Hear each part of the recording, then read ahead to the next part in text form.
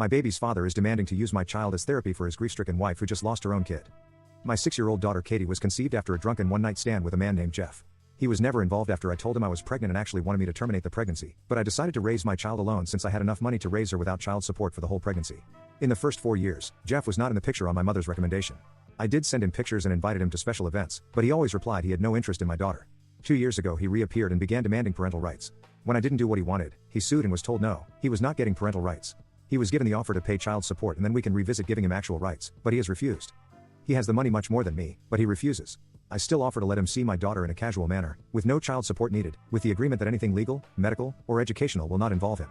He pushed the boundaries and wanted to transfer Katie to a school closer to his area behind my back, and we had a fallout after that. We didn't hear from him for almost 6 weeks before he called to meet for Christmas. After much discussion, I agreed to bring my daughter over on the condition my daughter's godparents could come. Thus we went over for Christmas dinner. I found out Jeff is married and had never told his family he had a child. It was great to be judged by a bunch of strangers. It was uncomfortable the whole time, especially because she kept calling my daughter, not Katie, but Gabrielle the whole time. The wife was also very touchy, trying to pick up my daughter or parent, or even when I told her not to do so the whole time. She pretty much ignored me. But Katie didn't seem nervous, so I decided to just bide my time.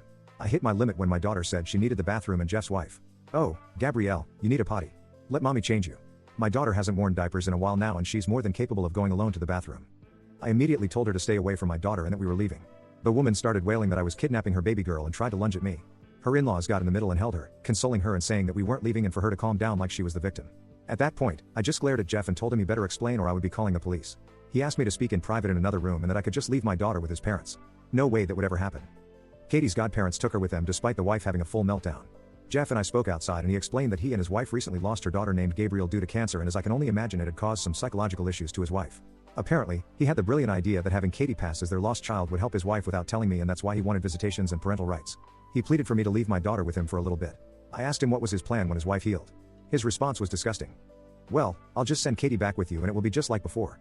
I told him he was insane if he thought I would let him use my daughter like that. What his wife needs is therapy with a professional, not feeding her delusions, and I would not let that woman within miles of my daughter. He told me I was being cruel and didn't know the pain of losing a child. I agreed with him but reminded Jeff that my priority is not his family, it's my child. What he and his family do to work through their grief has nothing to do with us.